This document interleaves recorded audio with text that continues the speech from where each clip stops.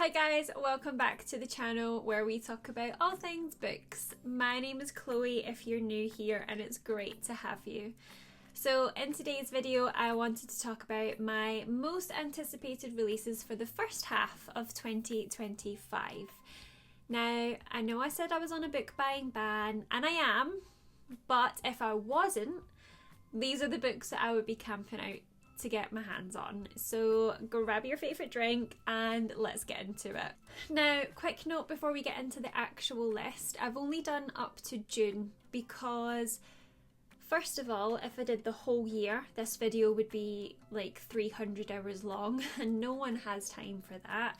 But also I tend to find that as the year goes on, more books get announced. So I just inevitably end up missing some and having to redo the video in a couple of months' time. So I thought if we do the first half now and then in the mid-year we can do the rest of the year, that would be perfect. So without further ado, let's get started. Starting in January then, obviously, we've got quite a few releases. The first one being Immortal by Su Lin Tan, and this releases on the 7th of January. So this is a standalone fantasy, things we love to see, but it follows a young princess who has to fight to keep her kingdom safe after the death of her grandfather and her subsequent ascension to the throne. It's got forbidden magic, it's got raging gods, it's a mythology retelling, which I love. So I think this one's going to be great. I adored the poetic writing style of Daughter of the Moon Goddess by the same author, so I think this one will be equally as good. Also releasing on January 7th, we have Breath of the Dragon by Shannon Lee and Fonda Lee. Dragons, two Lees teaming up to write about dragons. What more do I need to say? Now, this has got instant favourite written all over it. I loved the Greenbone Saga by Fonda Lee. It is one of my all-time favourite fantasy series. In fact, one of my all-time favourite series, full stop. And if I'm not mistaken, Shannon Lee is Bruce Lee's daughter, I think. I'm pretty sure it's his daughter. I heard someone say it was his granddaughter, but I don't think that's right. I think it's his daughter. So this story is going to be a duology, and it follows a young boy and his quest to restore honour to his family by winning a tournament to become an elite warrior. So I think she's going to bring a really interesting perspective to this narrative as well. And again, I can't wait. I'm going to stop saying this because I feel like I'll be like, oh, I can't wait for every single one on this list, and there's 20 books to get through. So from here on out, let's just assume that I can't wait for this book to be released. Next up, we have Water Moon by Samantha Soto Yambao, which releases on January 14th. This one sounds so dreamy. It kind of reminds me a little bit about The Midnight Library by Matt Haig, which by the way was one of my favourite reads of 2023. So it's set in a pawn shop in Tokyo where a select few can go and pawn their life choices or their deepest regrets. I mean, I'm forever complaining about books being too formulaic recently, so this one feels like it's going to be very unique and a little bit different to things that we've seen coming out recently. I also think it's going to completely break my heart, but in the best way. I think it has a bit of a quest element to it as well, so from reading the synopsis, I believe the pawn shop gets broken into and something gets stolen, and our main character then has to go on a little bit of a quest to retrieve the items that have been stolen. So I always enjoy those quest elements to books. So again, I think this one's going to be great. For book 4, we have Lightfall by Ed Crocker. This also releases on January 14th. Now, this is sci-fi on a massive scale. Think vampires, werewolves, cosmic battles, politics, feuds, society on the brink of collapse. High stakes adventures. Honestly, what's not to love? I am so ready. Also releasing on January 14th, we have Level Unknown by David Dalgleish. I am a sucker for lit RPG stories, and this one sounds like it's going to hit hard. It's going to be fast-paced, dangerous, and totally immersive. So it follows our main character, Nick, who in his dreams is transported to this magical realm which may or may not hold the key to saving humanity. So no pressure. The only problem is that every time he steps foot in this magical realm, the people there kill him on sight because they see him as a threat. So each time he enters the realm, he has to battle through the different levels, defeating enemies and getting stronger and stronger to eventually reach his end goal of saving the world. So it kind of gives Ready Player One vibes, but way more sophisticated and epic. And our penultimate January 14th release then, and book number 6 on this list I think we're on. Are we at 6 already? I think so. Is Witchcraft for Wayward Girls by Grady Hendrix. I have a love-hate relationship with Grady Hendrix. I've read all of the books, and honestly, I still couldn't tell you what half of them are about. I've got no idea what happened in a lot of them. They are so weird, but also just like crack. I can't seem to put them down. And if you know, they get me every time. I think this one's going to be spooky, it's going to be weird and completely unput-downable. So I think the title pretty much sums up what it's about, so there's not really any need for me to say much more about it, other than I'm very intrigued to see where on earth this one takes me.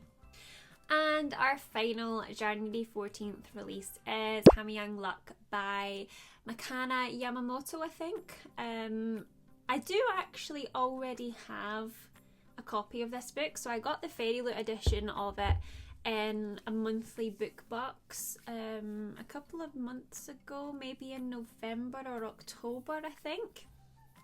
And it sounds great. So this one is a Hawaiian-inspired sci-fi fantasy about a girl who is just released from prison when she's presented with the opportunity to do one last job that she just can't resist. And I've seen this compared to Six of Crows by Leigh Bardugo, which I absolutely loved. And Goodreads also describes this as Ocean's 8 meets Blade Runner. I mean, that just sounds amazing. So in general, like I said a little bit earlier, I really enjoy quest or heist stories. So this one I think is going to be lots of fun. And also it's, like I said, it's Hawaiian inspired, and I feel like I've not read any sort of either mythology or folklore or fairy tales or, you know, anything like that from Hawaiian culture. So I think that's going to bring a really new and fresh twist to it as well. And lastly, for our January releases, we have a book that needs no introduction because everybody's waiting for it, it feels like, and it is Onyx Storm by Rebecca Yarros, which releases on January 21st. Wow, this book. This is the third book in the Fourth Wing or Empyrean series, as it's actually called. Okay, here's the thing. I am hesitantly and very cautiously optimistic about this. I loved Fourth Wing. I read it in a day. I flew through it. I didn't care for Iron Flame. It was rushed. There, I said it. It was just not great. I feel like the publishing team were riding high on the hype that Fourth Wing got, and they were just trying to capitalise on that as much as possible by throwing out a sequel ASAP. And honestly, for me, it fell flat. It followed a very similar storyline to the first book. It had almost identical character arcs, I thought, and it just didn't hit as hard as I wanted it to. So I am really hoping this one, because it's had over a year now since the last release, it's been a bit more fleshed out and there's a little bit more to the plot. We'll see. This is one of the ones that I have pre-ordered though, so it will get to me pretty quickly, either on release day or near it. So I'll probably have devoured this within a few days anyway, just out of sheer curiosity than anything else. So you'll probably hear my thoughts about this in my January wrap up. But I'm praying that it's going to be better than Iron Flame, which I feel very much fell victim to middle book syndrome. Even though it's not technically the middle book, because I think this is going to be a 5-book series, I want to say. So I hope and I pray that this one's better. Moving on to February then. Now, the rest of the months are a lot quieter compared to January. There's only a few books in each month that are really exciting for me. January just seems to be a huge month for publishing, but the rest of them only have a couple, so don't worry, we're nearly there. Well, we're not, we're only on the second month, so you might need a refill. But February in general, I find, obviously because it's Valentine's Day, there tends to be a lot of romance releases, which, as we all know, I am avoiding like the plague this year. They are just not for me. So there's only 2 books in February that I am really looking forward to. And they are, first of all, The Bones Beneath My Skin by TJ Klune, which releases, I think it's the 4th of February. Now, I also believe that this is a re-release, so if you missed it the first time, now's your chance to grab it. I think by the looks of it, what they're doing is they're re-releasing all of TJ Klune's books in his now iconic cartoonesque covers. This one though is a thriller, so a little bit different from his other works, but I love everything this man puts out, and he's an author for me, so I'm sure I'm gonna love it no matter what. I might not be buying it straight away, but I will get there eventually, and I've got no doubt it's going to be great. And secondly, we have Emily Wilde's Compendium of Lost Tales by Heather Fawcett, which releases on February the 11th. I've not actually read the first book. As you'll probably know from my 5-star predictions video, I have the first book on order and I will be reading it in January. I also mentioned this in my January TBR as well at the start of the month, so I will have read this one by the time the 3rd book comes out. Maybe the 2nd book, I'm not sure. But again, it's another one that I can't wait to get my hands on, if for nothing else than to just complete the set, because they are gorgeous. The covers are absolutely stunning. So I'm really looking forward to diving into this series, and hopefully then I can just sort of, you know, binge it. We'll see. This one I might need to cheat a little bit on my book ban and listen to on audio just so that I can get through it. Moving on to March then, our first book is Our Infinite Fates by Lauren Stevens, which releases on March 4th. So this is an alternate history which explores fate and free will, and it sounds very similar to Addie LaRue.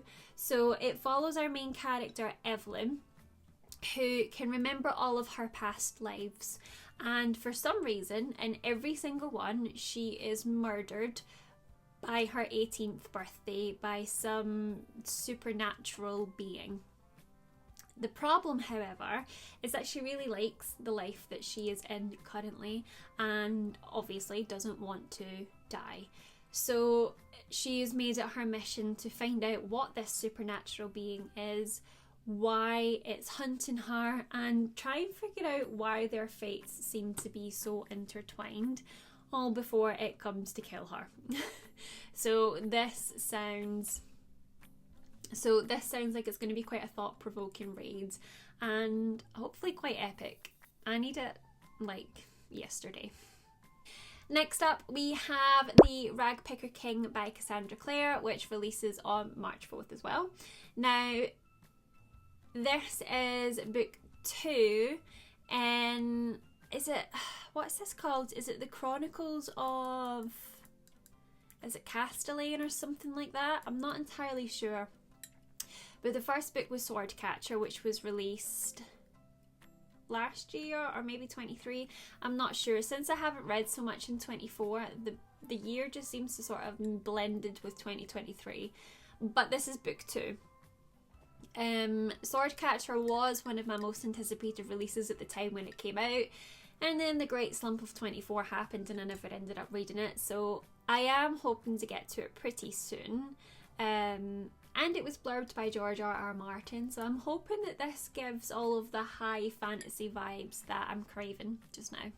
And finally, in March, we have possibly my most anticipated release of the year, or at least top 3, and that is Sunrise on the Reaping by Suzanne Collins, which comes out on March 18th. We're going back to Panem.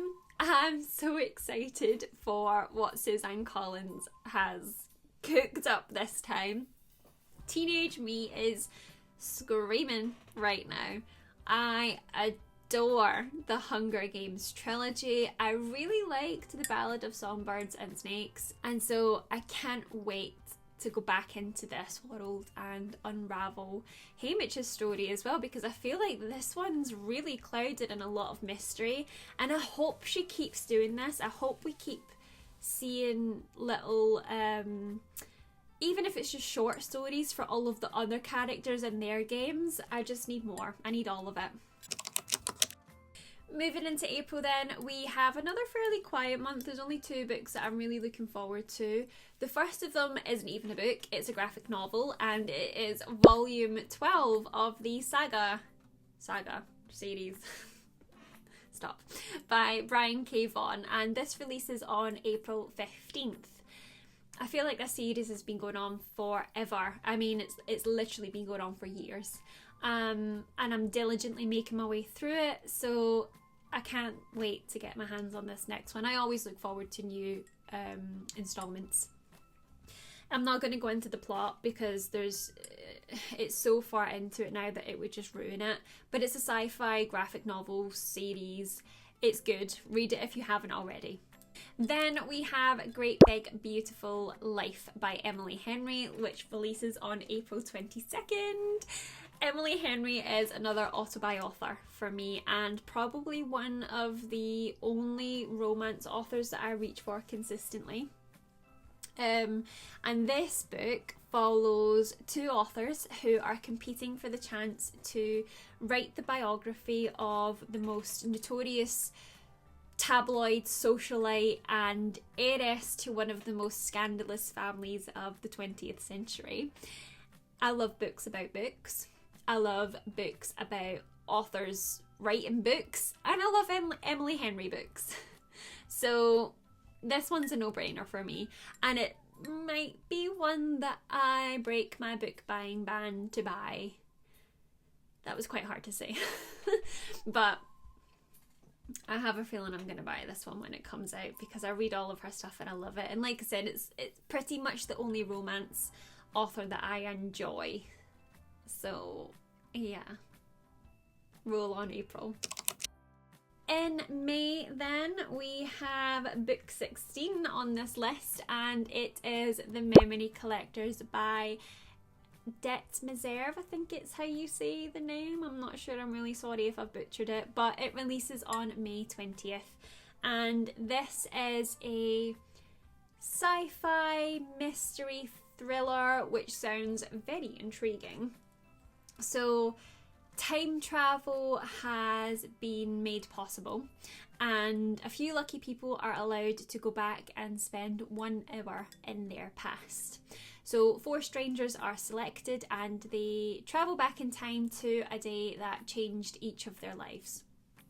But something goes wrong and they get stuck.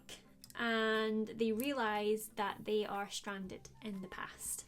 So eventually all of their paths cross, and they realise that their lives are intertwined and had actually been changed all on the same day. And more importantly, there was a fifth person present that none of them knew about, and the events that turned each of their worlds upside down might not have been as accidental or as innocent as they first thought. So that sounds like lots of fun to me. A little bit different from just a typical fantasy or sci-fi book like most of the ones that I have on this list. So it's nice to get a little bit of a mystery in there as well. Last up for me then, we have A Fate Forged in Fire by Hazel McBride, which releases on May 27th. And this one is a Celtic inspired adult fantasy / romantasy, which is going to be the first in a duology, I think.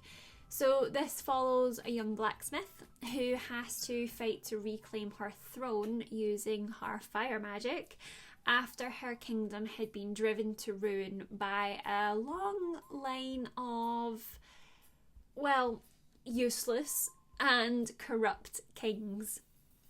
This one's got dragon riders, it's got elemental magic, it's got a destiny, chosen one feel to the plot, and it feels like it's just going to be a classic fantasy, and honestly I can't wait. Hopefully by then I'll have made enough progress in my TBR that I can buy this one. Maybe. Okay, we are finally on our last month then, guys, so sit tight just a little bit longer, I promise we're nearly done. But moving into June, we have, first of all, Atmosphere by Miss Taylor Jenkins Reid, which releases on June 3rd. I love how this woman can make any historical era feel so vivid, and the world that she's created where all of her stories have subtle nods to each other is just so fun. So in Atmosphere we have our main character Joan Goodwin, and she is a very reserved physics professor with a lifelong passion for space and the stars, and she is thrust into this adventure of a lifetime when she's selected to join NASA's space program. And it's set in 1980, I forgot to say. So as she trains alongside this dynamic group of astronauts, she discovers an unexpected love, and her journey challenges her understanding of passion and friendship and her place in the universe, until a fateful mission changes everything. So this one sounds great. Taylor Jenkins Reid is yet another auto-buy author for me, so I am very much looking forward to this, and it sounds like it's going to be heart-wrenching like a lot of her other reads as well. She always seems to make me cry. So I can't wait for the emotional turmoil that I'm about to go through with this one. Book number 19 on this list then is The Primal of Blood and Bone by Jennifer L. Armentrout, which releases on June 10th. Listen, I have said it before and I'll say it again. I am trash for this series. No, I don't think it's the most sophisticated or intellectually challenging fantasy series out there, but it doesn't need to be. It's fun. I love the Blood and Ash series, and I will die on that hill. This, I believe, is the penultimate book in that series, so I can't wait to see how things from the previous books all start to pan out. My only hope is that this one pushes the plot a little bit further forward. I feel like the last two books have fallen victim a little bit again to middle book syndrome, where it's just sort of filler and it's not really progressing things as much as I wanted them to. So I hope this one manages to do that, which I think it will, because the last book really set this one up to be something epic. And finally, our last book is Bury Our Bones in the Midnight Soil by V.E. Schwab. which releases on June 10th. Now, there's actually very little known about the plot of this book other than it's about 3 women in 3 different centuries who are all buried in the same soil. And their stories all tangled together, and there's vampires. And you know what? I don't need to know anything else. Take my money. I really enjoy V.E. Schwab's writing, and so I've got no doubt that this one's going to be equally as good as all of our other works that I've read. So it sounds like it's going to be a great ride. And that's it. That is my top 20 most anticipated releases for the first half of 2025. I honestly don't know how long my book buying ban is going to last once these all start coming out, because they all sound amazing. I'm going to try and stay strong though, but I'm not very optimistic. Let me know which ones you're looking forward to, and don't forget to like, comment and subscribe to the channel if you want to see any more bookish content by me. See you in the next one, guys. Bye!